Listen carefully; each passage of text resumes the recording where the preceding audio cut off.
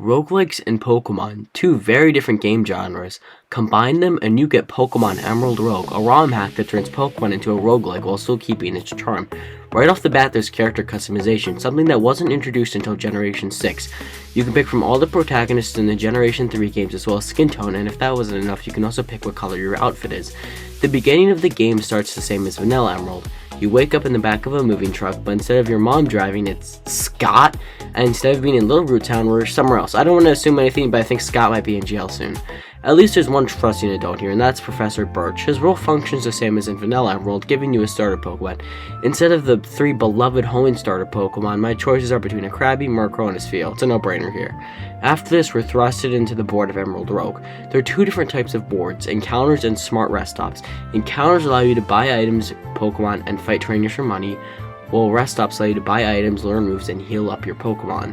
Also, to make this playthrough harder, it's a Nuzlocke, meaning if a Pokemon faints, it's dead forever and can never be used, and I can only catch one Pokemon per area. The rest of the rules for this playthrough are on screen and the description down below. Let's begin our adventure, Pokemon Russian Roulette. Since this is a ROM hack, I need to clarify some things. 1. Only Generations 1 through 3 are available for me to catch and use. Generations 4 through 8 will be available after I complete my first run of this game. 2. I've never played a roguelike, so sorry if I mess anything up. 3. I can revive Pokemon. You'll see later why this does not break the Nuzlocke rules. 4. Items are randomly generated. You use the money by selling the items and fighting trainers to buy better held items and TMs to teach your Pokemon. 5. The patch to play this game and more on Emerald Rogue will be in the description down below. Remember, in order to use the patch, you have to use the multi-patch tool and find a ROM for Pokemon Emerald, which I can't link because it's illegal and I respect the law for some reason. And 6. Gym leaders are in a completely random order. After this, we can go ahead and get our next encounter being a Ponyta and an Aerodactyl, though the former is much better. After going through 3 boards, it's Watton time. He leads off with a Magneton, and I lead off with Aerodactyl. So hard switch into Ponyta who gets paralyzed. On the next turn, I hit a Leer as Magneton sets up a Scream. Magneton then hits a nasty Thunder Shock as I get fully paralyzed. Magneton is able to get another Thunder Shock before I can get the kill with a Flame Wheel. Next is Minun, who hits a Spark to take me out. So it's off to Snorunt for his debut battle, who hits an Icy Wind for some chip damage. On the next turn, I decide to go for Ice Shards, which are a priority, and they do way more damage. 3 of those are enough to take out Minun because this thing kinda sucks even in a ROM hack. It's also important to note that this ROM hack did not buff any Pokemon at all. Anyway, Flaffy comes out and for whatever reason just goes for Conspore, so I can just take it out with a couple of Icy Winds, winning me the first gym badge. I have no idea how the area works in this game either. I'm assuming it's a decomp hack, so maybe somebody can help me with that. Anyway, we're thrust into a new world map. I pick up some items and some berries to sell later, and then I can get my next encounter in the grass, being a Chinchou. This thing is a great encounter because of the water electric type. I wish it had Volt Absorb, but for whatever reason it just didn't. I have no idea. On the next route, I'm also able to catch a Gligar, which is kinda useless because Gliscor is locked behind the post game, but oh well. The third board, however, is a Smart Rest Stop. However, I decide to not buy anything and instead face the next gym leader. The third board is the gym leader, and it's the gym leader Eliza, who is the 7th gym leader in Vanilla Emerald. She leads off with a Kadabra, and I lead off with Aerodactyl. Since Kadabra is really frail on the defense side, one bite is enough to take it out. Next is Curlia, and a bite leaves it in the yellow HP range. And I get the flinch, meaning the follow-up bite on the next turn is enough to take it out. Next is Drowsy, and like his brother Kadabra is also killed off by a singular bite. This just leaves Wobbuffet, and the bite does a third as it goes for a counter, which takes me out because I wasn't paying attention. This is a massive oversight, and I just lost a key member. This means I have to send in Gliscor, who can do some shit with an Aerobatics, and a follow-up Acrobatics on the next turn takes it out, winning me the second gym badge, but not without a very important death. I'm dropped off on another board, and I gotta go replace an encounter for Aerodactyl. Aerodactyl's replacement encounter ends up being a Bellsprout, which is way worse. This thing is literally a living liability here. Catching this encounter does mean I'm able to evolve a bunch of my Pokemon, including Lantern, the aforementioned Bellsprout into a Victory Bell, and most importantly, my starter into a Celio, which will be great when it evolves into a Walrein. And then against a random trainer, I lose Snorunt. This isn't really a big deal because I was going to replace him, but it still kind of stings. Oh well, what can you do? This ends up being fine, however, as I can just get into Azumarill on the next board, and since this game has Gen 9 mechanics, it means he has the Fairy type, which means he's incredible into Brawly.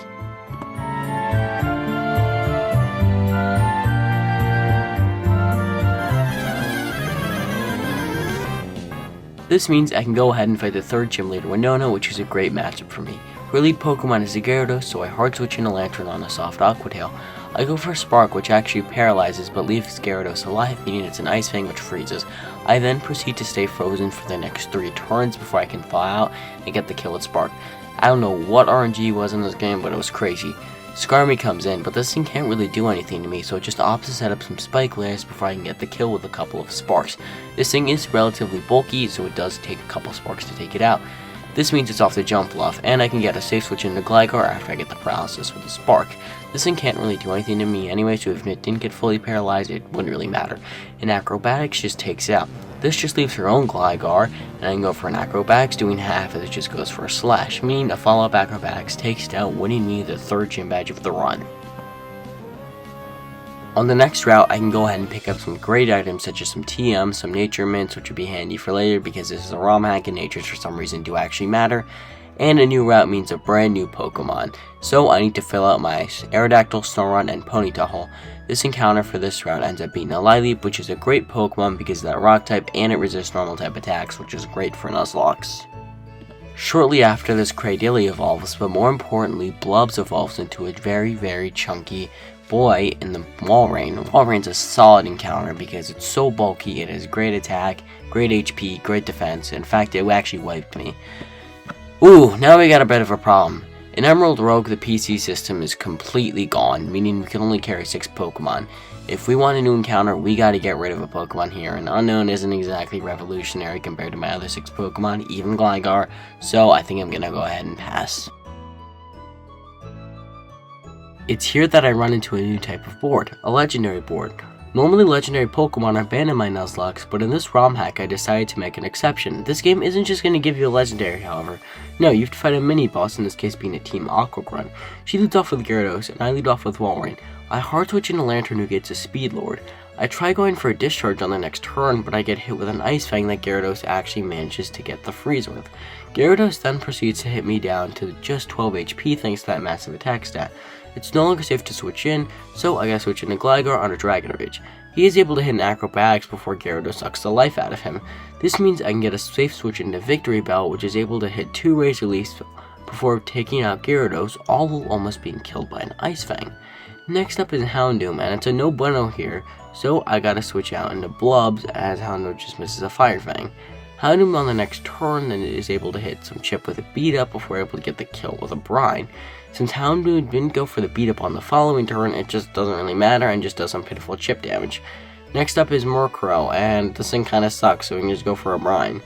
Last is Whiscash, and he also kinda sucks. A Brine does a lot more damage than I thought it would as it just get hit with a crit Earthquake. A follow-up Brine is enough to take it out. The legendary Pokemon of this board ends up being a Raikou, which is a great encounter, especially into the champion Wallace. This will definitely be a phenomenal encounter that I won't throw away later. Speaking of Wallace, we gotta fight the next gym leader, Roxanne. I thought this would be a great matchup for me, but I was wrong. She leads off with a Kabutops, and I do massive damage with a Brine as it just hits a weak Mega Drain. I forgot to replenish my PP here, so I gotta use Aurora Beams, which don't kill, but Kabutops can't really do anything to me, so a couple Mega Beams take it out. Next up is Lunatone, and since all my Pokemon are low from fighting trainers, I go for an Aurora Beam and I get hit with a Stone Edge. This means it's off to Cradily on the next turn as Lunatone sets up a Future Sight. An Energy Ball takes it out. Aggron is up 3rd, so I gotta switch into Victory Bell. Now, this is a horrible matchup, but you'll see why I need it. I'm really low from fighting trainers here, and unfortunately, I gotta make this play where I sack off Victory Bell. Aggron just misses an Iron Tail, but it doesn't really matter because the Future Sight takes me out. Oh well, what can you do? You were kinda useless anyway. This does mean I'm able to switch into Lantern, who's able to hit a Bubble Beam, but Aggron has Sturdy, meaning it's able to hit a Takedown, which takes us both out, thanks to the recoil. Lantern's death does, however, mean we're able to get a Swift Switch into Azumarill as Golem comes in. Thankfully, this thing is kind of weak and has horrible special defense, so a follow-up Aqua Tail on the next turn is enough for the one-shot thanks to that quad weakness. This means Roxanne is down to her last Pokemon being an Omastar. Aqua Tail does around half as it just hits a weak one-shot. Omastar then proceeds to hit an Aqua Tail of its own, leaving me on just 1 HP. It's not really worth it since Aqua Tail is only 90 accuracy, so I kind of don't really have a play here. I have to switch into my legendary Pokemon as he gets it with an AP. I decide to go for a Crunch on the next turn to take it out. That was a really sloppy battle, and there was a lot to reflect there. I think I should have healed up my Pokemon, but I didn't really know. Anyway, I can get 2 new encounters on the next route, and I'm able to get a Blissey, which is a phenomenal Pokemon. It actually doesn't really matter because Victory Bell died here, because this thing would have been its replacement anyway, so that's an amazing Pokemon. Blissey is an amazing special wall, and is highly recommended in Nuzlocke. It's here that I run into a new board on the PC. You see, Pokemon die, but you can revive them here with this encounter. I decided to this run, I was allowed to revive Pokemon. I know it goes against the hardcore Nuzlocke rules, but I want the true roguelike experience. Plus, it only happens like twice in this video. Anyway, you have a choice between 3 fallen Pokemon, and since 6 of them are dead and Gligar isn't really appetizing, the ultimate choice would just be to go with Lantern. This is a great Pokemon, and it's great that I got it back again. It's almost like we're doing Daredevil Born Again or something like that. To be honest, I haven't really read the comics, so I'm not really sure. Also, I found the Endure Curse, which is a great thing. I honestly didn't know what this thing was. There are a lot of items in this game, and I honestly don't know what half of them do. With Blissey and Lantern back on the team, we've suddenly got a great team again. Blissey is a way better Pokemon than Victory Bell ever could have been, so even if Victory Bell was alive, Blissey is just too useful for it to not have a spot on the team. But this means it's off to the next gym leader, Flannery. Her lead is a Magmortar, and I lead off with Cradilly. Magmar sets up the Sun on the first turn, so O'Brien only does a quarter, thanks to that non-stab. This means I gotta switch into Azumarill, who gets hit with a Lava Plume that burns. I then set up the Rain before getting hit with another Lava Plume. This means I gotta switch into Lantern as Flannery sets up the Sun again. Magmortar then hits a disgusting Flamethrower, which is boosted by the Sun, and I miss my Thunder Wave to paralyze it. I do get hit with a Fire Blast on the next turn, but luckily my Thunder Wave connects, which is amazing. Oh boy, this means I gotta switch into Blissey on the next turn as Magmortar gets fully paralyzed. I do decent damage with an Egg Bomb before I'm able to get hit with a disgusting Lava Plume, which of course burns again. This means that my Egg Bombs are doing basically nothing thanks to the attack drops. I am able to take out Magmar with a couple of Egg Bombs while taking chip damage from the Sun. Blaziken comes in, so I got switched into Azumarill as Blaziken sets up a Focus Energy. I try to set up the Rain, but I'm taken out by a Brave Bird. I am able to get a switch into Lantern, who is able to take out Blaziken with a Bubble Beam, but it's really not worth it. I mean, losing a great Pokemon like that, especially who will be good in a Brawly, just is not worth losing to a Blaziken. Camerupt comes in, so I go for a Bubble Beam, and this thing lives and hits me out with an Earthquake. My god. Anyway, I gotta switch into Blubs on the next turn, who goes for a Brine, which does decent damage. Actually, it just takes it out, which is amazing. This leaves Flareon, and I can go for a Brine, as he just gets hit with a Lava Plume. A follow-up Brine on the next turn takes it out, and Typhlosion is up last. It hits a Flamethrower before a Brine leaves it with just a Sliver. It then hits a Lava Plume, and then a Brine just takes it out. That was a really sloppy battle, losing 2 water types to the fire type specialist, but what can you do? I am fortunate enough to get a PC Revive encounter on my next board. Now my choices here are actually pretty good. I can pick between the 2 fallen Pokemon and Victory Bell, and since I hate Victory Bell with literally every fiber in my being, this thing is just genuinely useless, I ultimately decided to go with Azumarill. Lantern just isn't really that good in that late game, and since we have 5 badges, we're pretty much in the late game. It's just not bulky enough, and the fire water type just is not that good. This means I'm able to go on the next board. And I just want to talk about how fun this game is. This is easily the most fun I've had playing Pokemon ever. After this video, I definitely do want to do more Emerald Rogue attempts. Let me know in the comments if you're interested in that. Anyway, I do pick up a Metagross, which is a great Pokemon thanks to Steel type resistance. I also make a fun pit stop at the Pokemart, which is great, but I don't really pick up anything. Anyway, I can go ahead and face the next gym leader, Juan. Juan is actually kind of annoying because he is a water user, and I really only have 2 responses.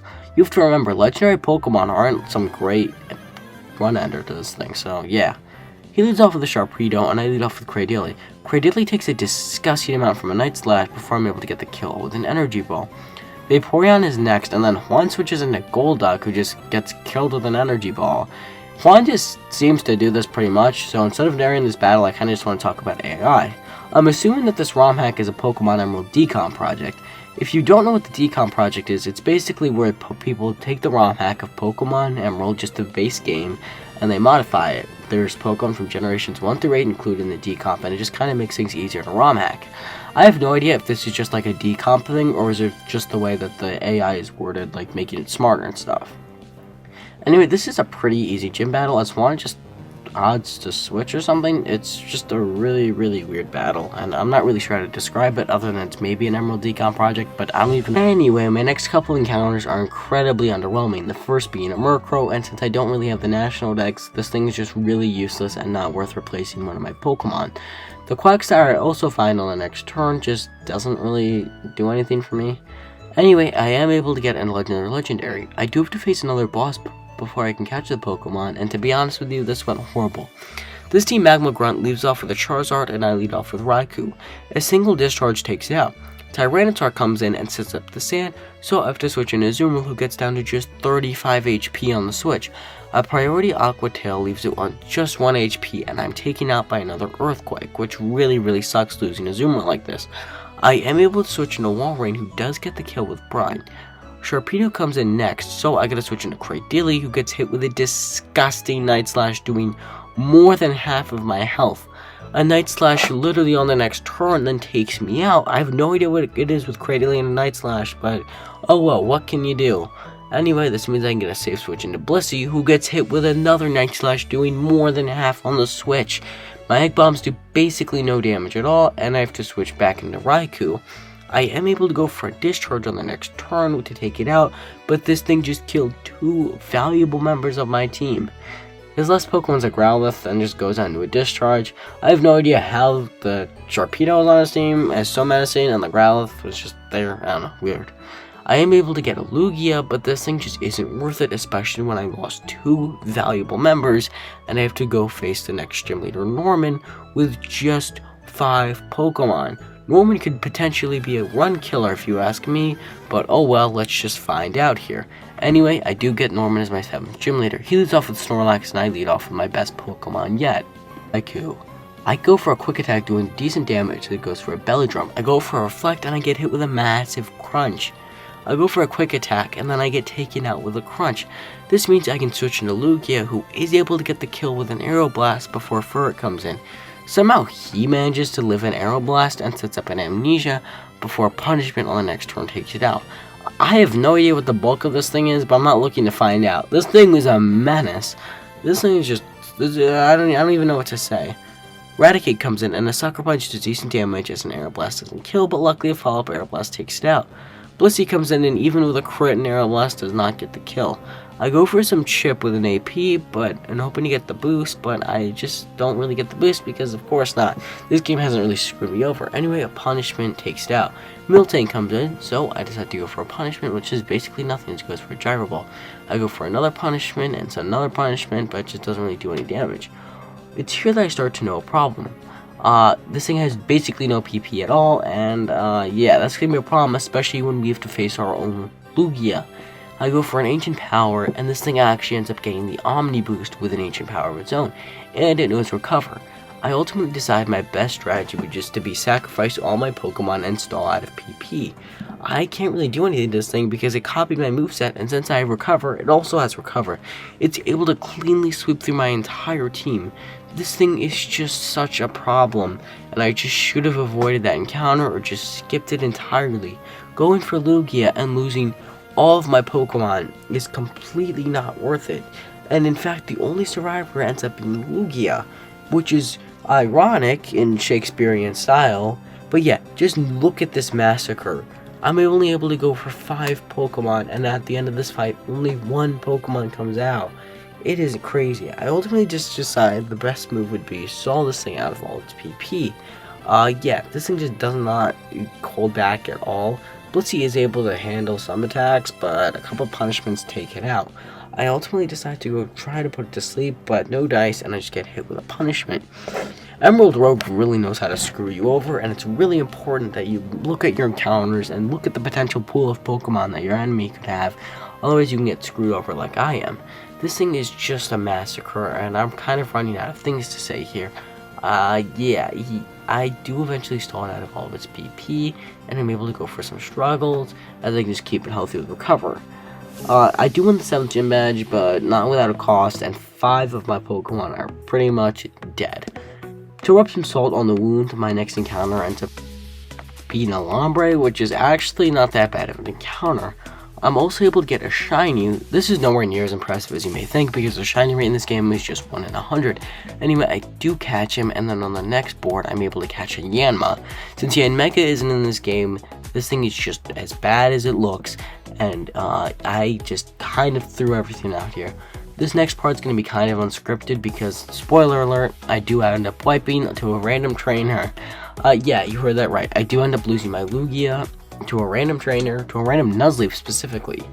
So yeah, I don't really feel like narrating this thing, and just looking back on the footage just makes my blood boil.